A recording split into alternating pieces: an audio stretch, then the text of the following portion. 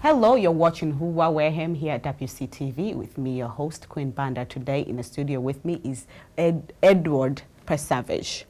Yes, and my heart is pounding for not saying it correctly. But I see the smile. Yes, so, all right, that was good. Okay, so I saw your name in the Article 26, that the articles that we're going to be voting during the town meeting that's coming up very soon.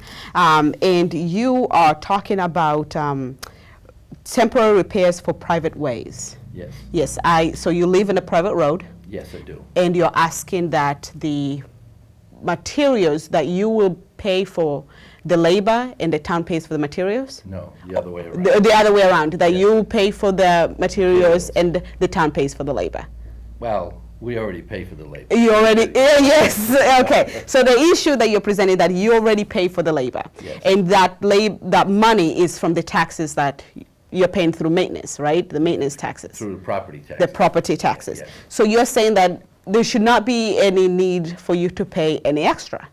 That's correct. Okay, so may you please talk more about this? This is your article, and please share some more light into it. Okay, if I may. Just a little bit of background.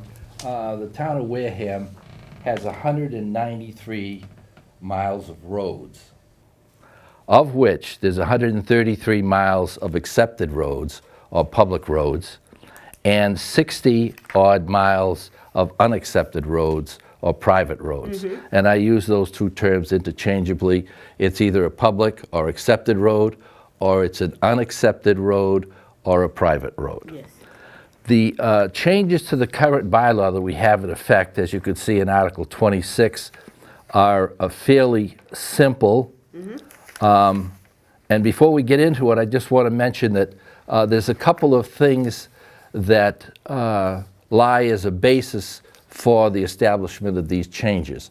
The first thing is the Massachusetts General Laws, Chapter 40, Section 6N, which gives the powers and duties of the cities and towns, and specifically that section, private ways, temporary repairs, ordinances, or bylaws. And it lists out that the towns have the opportunity to make repairs to private ways. And it's all specified what's required in the law. In addition, the changes that we made to our current bylaw were found in the bylaws of the town of Mattapoisett, Article 24 specifically. And in that particular article, they have a definition, and I'll just read that because this is it's about 2.5 pages long. But there's a definition: cost of material. Work shall be performed, and this is work for temporary repairs on private ways. Work shall be performed by the Highway Department personnel using town of Mattapoisett equipment. The petitioners, which would be the abutters to the road, shall be charged only for the cost of any and all materials used in the work. So we took that concept and we incorporated it into our current bylaw. And we did that by adding 3 different paragraphs, 1 sentence, and then by removing one. Specifically, and this is extremely important, the whole concept behind here is, why are we doing this? Why are we involved in this? And the first change that we added, which comes right from the bylaw of Mattapoisett, is for the purpose of allowing safe and ready passage of police, fire, ambulances, and school buses, the town may make temporary repairs on private ways which have been open to the public use. This is a safety issue. Mm-hmm. And Mattapoisett has recognized this as a safety issue, and that's why they're taking the steps to make these types of temporary repairs on the roads so we can provide for a safe and ready passage of the police, fire, ambulances in case of any type of emergency. The other change we made to the bylaw was that we added that grading work on the private way shall be limited to twice annually, so that they can only grade it twice.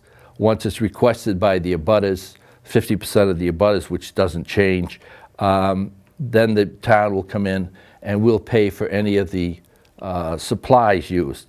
And that's the third change. Abutters shall be charged only for the cost of any and all materials used in the work. The cost of material to do such repairs should be paid by the abutters by a cash deposit or betterment assessed as hereinafter provided. That takes care of the charges. And I'll say one other thing, what's removed from the old bylaw is, and I quote, "and if the Board of Selectmen declare that they are required by public necessity and convenience." We're eliminating that because this, in our mind, in my mind, is no longer a public necessity or it's a convenience. It is identified as a public safety issue. If you can't get fire down the street, or police, or an ambulance, especially an ambulance, that can get readily down the road, then you have a safety issue. The other issue that we mentioned in all of this was the fact that we're already paying property taxes. And we pay property taxes, and property taxes pay for the town. Municipal maintenance is part of the town. So my property taxes are already paying for municipal maintenance. Now municipal maintenance is going to come down and they're going to grade my street and I'm going to pay them again? To me, that doesn't seem fair. I've already paid them once. Why should I pay them again to do their job? And the town of Mattapoisett has already recognized this and said, no, it's all taken care of. The only thing that you need, and the law states this, that you can't use public funds for this type of repair, is that anything that's used in this repair, such as gravel or dirt or anything that they have to shore up the roads with, or any type of work that has to be done, is in fact paid by the abutters. And that's the basis of this entire article, those small changes to shift the responsibility back to the town of taking care of these roads and making sure that they're safe. Okay, so with this, I'm sensing that the argument that most people are going to be posing is that when you pay for property taxes or maintenance taxes or any kind of taxes in the town, you kind of pay for the overall. There are things that affects you and you can see that money goes towards, and there are things that don't affect you, such as if you are an older person and you moved into the town, you don't have any children, but you still pay taxes that kind of goes to the school system. You don't have any child there, and you can't choose that I do not want to pay a certain amount of tax because I don't have a child there. So I find that that argument can be related to this situation, that yes, we pay taxes, and so is everybody else. Those people who do not have private roads pay these taxes towards that, but still they are not getting their long driveways per se fixed, or getting any funding from our local government towards the fixing. What would you say about that? Excellent point, and I missed it. Anybody that lives on an accepted road or a public road has their repairs done by the town and municipal maintenance for free, no charge. They come in and they fix the road because the road's accepted. Okay? So they're paying the same taxes I am for municipal maintenance, yet all of their work on all of their roads is free. There's no charge. Now, how do you explain that they get it done free and I have to pay, yet we're both paying taxes for municipal maintenance? Would they pose the argument that you have picked to buy a house in a private road, that kind of comes with a package of that's going to be extra maintenance? Well, that's another interesting point that was raised at the Finance Committee meeting. I did buy a house on a private road. And the real estate agent told me, one, the town takes care of the road, and two, they plow the road. And in fact, for the first 10 or 12 years that I lived there, the town did come down and grade the road twice a year, and they plowed it all winter. It's only been recently the town has decided, because they say it's against the law, to stop grading the roads and taking care of the roads that are private or unaccepted. So they were doing this all along. So do you think that when they were doing this, it was just a matter of trying to be kind to a fellow neighbor, and they were going against the law, or the law does state that this kind of work should not be done? Well, if it was against the law, the article in Mattapoisett was passed, and I'm just looking here right now, was passed on November 2nd, 2009. So it's been in effect over 7 years. If it was against the law, it couldn't have been in effect that long. So it's a matter of how you adjust, how you're going to take care of these issues in order to fit in with the law. And in this particular case, for Mattapoisett, which we model our changes with, what they did was say, okay, the only charge involved in all this is the material used. And that's why we stuck with staying with the material used. Okay, so the funding for the repairs will come from the taxpayers, the money that you're already paying for the taxes. Exactly right. Okay, all right. So you're not asking for additional money from any other pocket? We're not asking for any money, and just to go back and clarify that, our taxes are paying for the work of municipal maintenance, which means we're paying for the salary of the municipal maintenance workers. We're paying for the machinery. We're paying for the gasoline. We're paying for everything to do with municipal maintenance. Now, what's in addition to that is any material used in the repair of the roads, and we are in fact willing to pay for that. So if you ask me, there's no net cost to the town. They're there. We're paying for them. Okay. Another argument that a friend of mine did stated yesterday as we were reading through this, said in terms of a school bus, as you mentioned here, that this is all for the safety, such as ambulance, police, and school buses. In terms of school buses, then those parents should walk their children to a main road to kind of get the bus from there. And in terms of a police car and fire ambulance, that those vehicles are big and they normally send the whole gang in there. So it's not like one police car gets stuck and so forth. Well, that there's really not an urgency to this situation. Well, if I was having a heart attack, it would be urgent for me to get an ambulance there to take me to the hospital, okay? And if the ambulance has trouble getting down my street to get to me to take me to the hospital, yes, that is an urgent matter for me. And it could be an urgent matter for anybody that's called in on these things. I mean, you don't know what the emergency is going to be. The responsible thing to do, especially in a safety matter and a safety issue, is to make sure that they are, as we say in the actual article, allowing safe and ready passage so that the streets are available so the police and fire can get down there with no problems, take care of the emergency situation that they're called for. Now, the issue on school buses, I took from Mattapoisett. I don't know if Wareham has, in fact, school buses traveling on private roads, but we include it in there in case they do, because that would be an issue. You don't want the kids bouncing all over the school buses and getting knocked down and everything else because they're going over a road that, it takes a tank to go over. Actually, the road I'm on is pretty bad right now. It's getting to the point where it's getting to be almost impassable.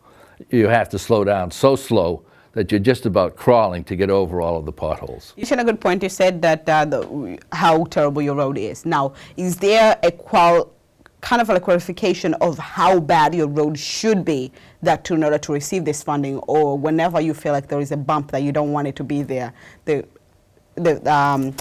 town should repair it? Okay, there's what started all this is a new policy dealing with private roads in the town of Wareham. And they started originally with snow plowing. And there were some discussions about policy regarding snow plowing. And even though it didn't pass, as far as I understand, with the Board of Selectmen, the discussions were that the maintenance department was going to come down and they were going to inspect your private road. And if it had a pothole over 2 inches deep, they were not going to plow it in the winter. Now, let me see now, whose responsibility is that, right? Is it a safety issue that's the responsibility of the town to take care of, or is it my issue? Okay. The town is saying it's your issue. That's what the town is trying to say, and what I'm saying is that it's the town's issue, okay? And as already been explained and accepted, the town of Mattapoisett has in fact accepted that responsibility to keep the roads safe and accessible, okay, whether they're private or public. And this whole idea of tying this all together, now you got snow plowing based on the condition of the road, you got the condition of the road that we're going to have to pay to get fixed. but everybody else doesn't have to pay for that.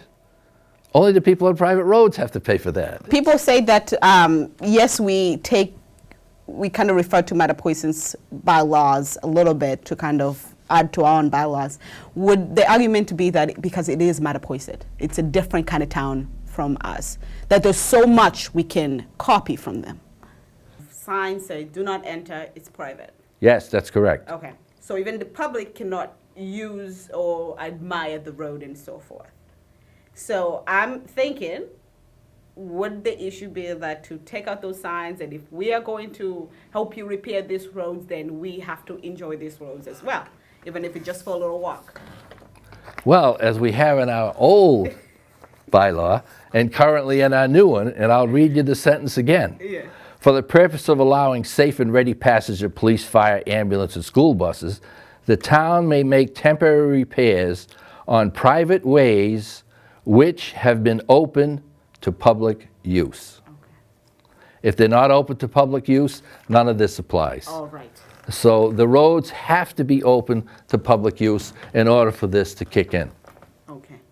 So what kind of support are you feeling you're going to be getting in the town meeting?